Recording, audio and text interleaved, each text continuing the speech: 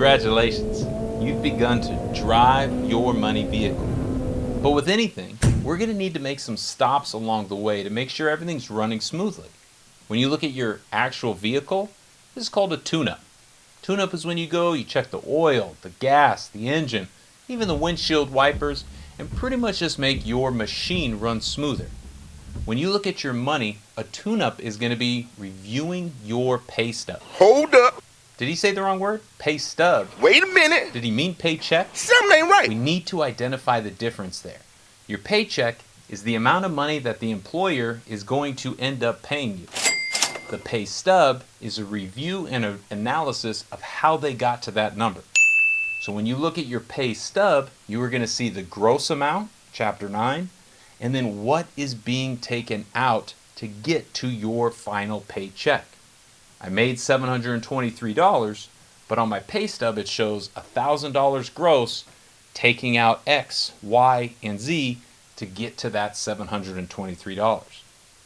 Why is a pay stub necessary for you to check out? Well, first, your society choice is going to have a great estimate through these pay stubs. And yes, it's just an estimate. The final amount actually comes out in April when you file. But on your pay stub, you will be able to see how much is being withheld by your company for your society choice. The second thing is going to be that future choice. On your pay stub, you will start to see some of the contributions you're making into future you. And last but not least, anytime somebody asks you for proof of income, I want to go get a car or apartment or even a phone, I need proof of income, your pay stub can be that proof of income. So how is a pay stub going to differ between a wage worker and a salary worker? Well, the traditional sense as a salary worker, W-2 salary employee, you are going to have items taken out of your paycheck by your employer. That is that society choice we were talking about. Why are they going to withhold society choice? Well, so many people were having a tough time managing their cash, managing their paycheck, that the government decided to start having employers withhold that society choice contribution. So each paycheck, you're going to have a little bit of your salary withheld as a W-2 employee. Another piece through your employer being a W-2 employee is going to be that future choice. I decided to participate in the company's 401k or a variety of other benefits that we're going to talk about here in a moment. But that choice will show up on your pay stub as a salary employee. Last but not least, you will be able to recap all of your pay stubs through your employer, and at the end of the year you will receive a W-2, which we talked about in Chapter 9. How does that differ from a 1099 contract wage worker? It is like night and day. A wage worker is going to have no withholdings. I repeat, No withholdings. no withholdings on their pay stub. They get their gross income paid out to them. As a 1099 contractor, I am responsible for my society choice and my future choice. The company is not going to help me in that regard. At the end of the year, I will receive that 1099 payment of how much in total gross payment that they gave to me. No withholdings for that 1099 wage worker. You need to identify, am I a salary? Am I a wage? A W-2, a 1099?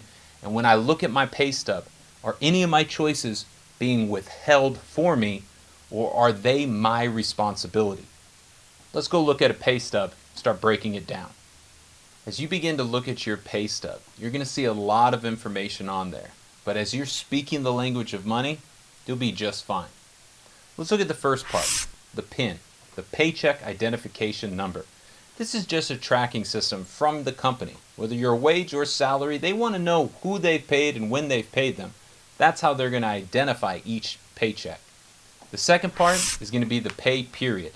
Now this is going to differentiate between a wage and a salary. Are you being paid for a number of days or a number of hours? That pay period will change based on which type of worker you are. Then there's the pay date. Everybody loves payday. So make sure you see not just what is being covered, but when that check is being issued. There's always going to be some personal information. You got to fill out, they got to know who you are and some of those choices you've made along the way.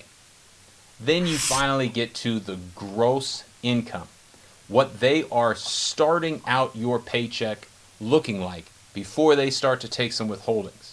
Then you're going to see those withholdings, starting with your society choice in Section 6. That's going to be the federal, state, and FICA we've talked about before.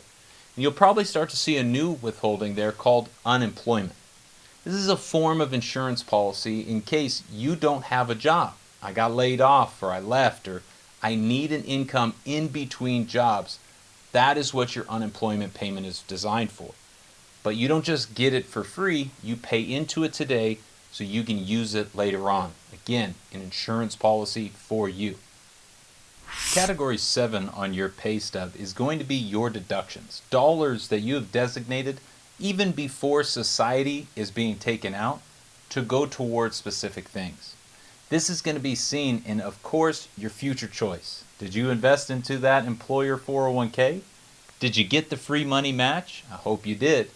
Remember, if I did an IRA individual retirement account, that is not going to show up on my pay stub. So as I look at my deductions, that future choice is going to be a big one.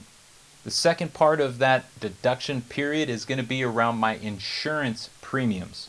We know premiums from the Chapter 7 around insurance, and now you're going to look at the different types of insurance policies you got through your employer, the payments you are making to have those policies, your premium, and you're going to get to have a pre-tax deduction for those premium payments. You'll also be introduced to, in our next video, 2 types of tax advantage healthcare accounts, FSA and HSA. Both will have a pre-tax benefit towards them.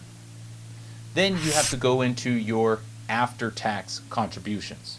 Is anybody ears ringing around the Roth account?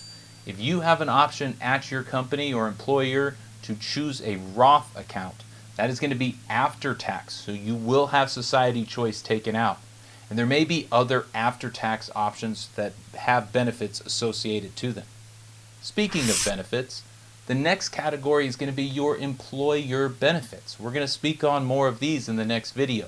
But as you look at the things that your company is giving to you as an option to take advantage of, you are going to start to see the ones you choose aligned and laid out right here in your pay stub. Finally, we arrive at our net income, our net pay, the money we get to take home. We started with gross, we took out our withholdings, our deductions, our after tax, our employer benefit. All of those things lead to the dollars you take home, your net income. Last but not least, you'll see that YTD, year to date. All of these categories summarized from January 1st to today. This pay stub tool is going to be a great place for you to do those stops on your money vehicle journey, do a little tune-in checkup, and see year to date, how much have I put into society? How much have I put into my future?